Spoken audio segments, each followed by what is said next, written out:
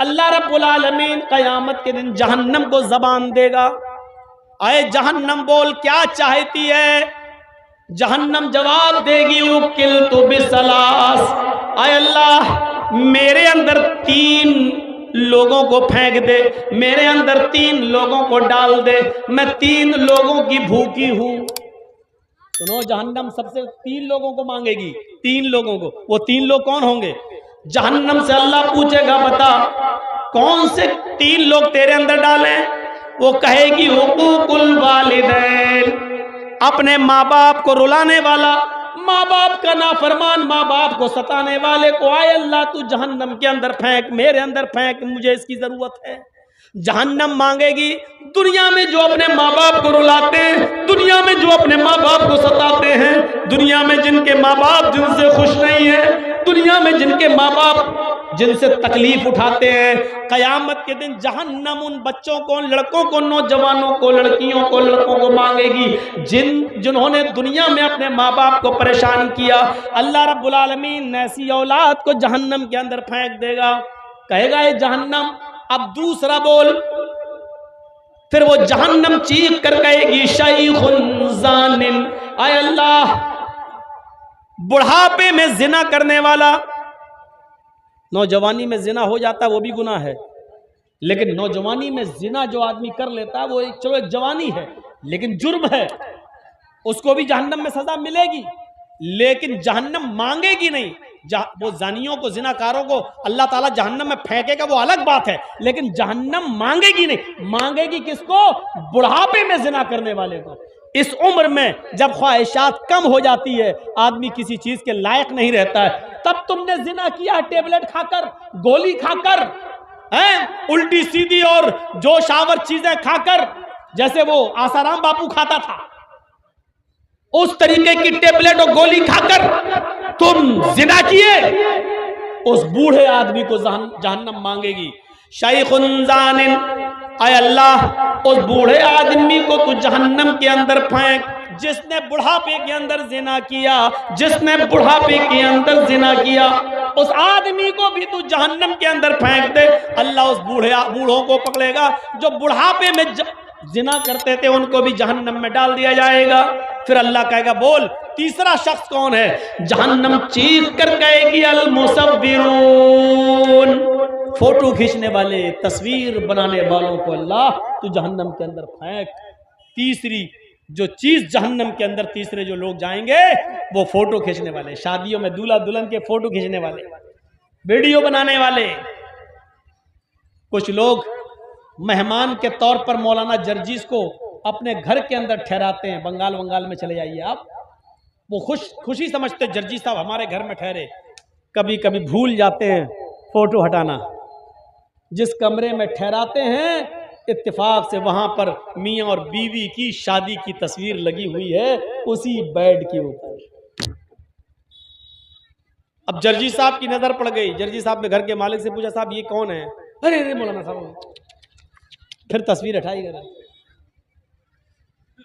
अब हटाने से क्या फायदा, अब तो जर्जी साहब देख चुके हैं। जर्जी साहब का मतलब जिसको भी आप ठहरा रहे हैं वो देख चुका है। अच्छा किया कि अब हटाया, कम से कम अगर उस कमरे में हम नमाज पढ़ेंगे तो रहमत के फरिश्ते तो आ जाएंगे। जब तक मियां बीवी की तस्वीर रखी हुई थी तब तक तो फरिश्ते ही नहीं आते। ये तस्वीर जायज नहीं है।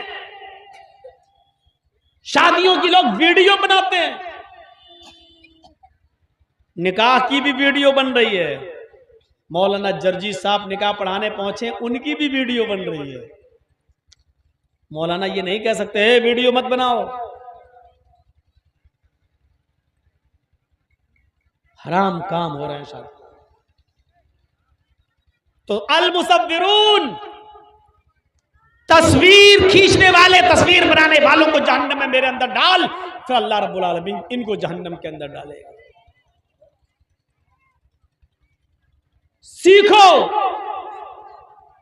उस बाप से पूछो बेचारा जो इस दुनिया से चला गया, ये कॉन्वेंट स्कूलों ने दिया जो हमारे खिलाफ एक साजिश हो रही है। याद रखो, फिर कुरान की उसी आयत को हम उठा रहे हैं, माता बुदून मिन बादी, मेरे बाद तुम किसकी इबादत करोगे? अपनी औलाद को दीन से जोड़ो। याद रखना, दुनिया में तो तुम अपने बच्चों को आग से बचा लोगे, लेकिन कयामत के दिन जहन्नम की आग से बचाना बहुत जरूरी है। मैं तुम्हें एक सच्चा वाकया बताऊं। अली मियां नदवी रहमतुल्लाही रहमतन वासिया, बहुत बड़ी शख्सियत गुजरे हमारे हिंदुस्तान के अंदर। अबुल हसन अली मियां नदवी रहमतुल्लाह अलैह, उन्होंने एक तकरीर के अंदर चश्मदीद वाकया बयान किया था। वो बयान कर रहे थे एक जलसे के अंदर कि लखनऊ में एक इजलास था। अली मियां नदवी जैसी शख्सियत इस बात को बयान कर रही है। क्या करूं बेटा, चाय पी लूं? हमारे हाथ में दे रहे हैं, लीजिए भाई 50, 20, 70 रुपए। अली मियां नदवी जैसी शख्सियत क्या कह रही, सुनिए। वो कहते हैं कि लखनऊ में एक जलसा था, उस जलसे के अंदर बहुत भीड़ थी, लेडीज का भी इंतजाम था, पर्दे के अंदर लेडीज भी आई हुई थी। मुकर्रिरीन की, खतीबों की तकरीर बहुत अच्छी चल रही थी, लोग सुन रहे थे कान लगाकर, बड़े गौर से कान लगाकर सुन रहे थे। लेकिन औरतों के पिंडाल में औरतों की नजर पड़ती है एक ऐसी औरत के ऊपर जो तकरीर को अच्छी तरीके से नहीं सुन रही है, उसकी पेशानी पर पसीना है। वो कभी इधर देखती है, कभी उधर देखती है, लेकिन चूंकि वो औरतों के साथ जिस बस पर बैठकर आई थी या जिस गाड़ी पर आई थी, उस गाड़ी पर ही वो जाती, इसलिए वो उस मजबूरी में बैठी हुई थी। वो तकरीर उलमा की अच्छी तरीके से नहीं सुन रही है, उसकी पेशानी पर पसीना है। कुछ औरतों ने उससे पूछा, मेरी बहन तुम्हें क्या परेशानी है? इतनी अच्छी तकरीर हो रही है मौलाना की और तुम इधर उधर देख रही हो, तुम इधर उधर झांक रही हो, तुम कभी इधर कभी उधर, और पेशानी पर पसीना है, तुम परेशान लग रही हो, क्या परेशानी है? उसने कहा कुछ नहीं। ठीक है। फिर औरतों ने कुछ मजीद इसरार किया, क्या बात है, पेट में दर्द है, बेचैनी है, कोई परेशानी हो तो बताओ, इतना बड़ा इज्तिमा हो रहा है, यहाँ मेडिकल कैंप भी लगा हुआ, अगर कोई परेशानी हो तो बताओ, तुम्हें दवा दिला दी जाए। उसने कहा मेरी बहनों बात ये नहीं है,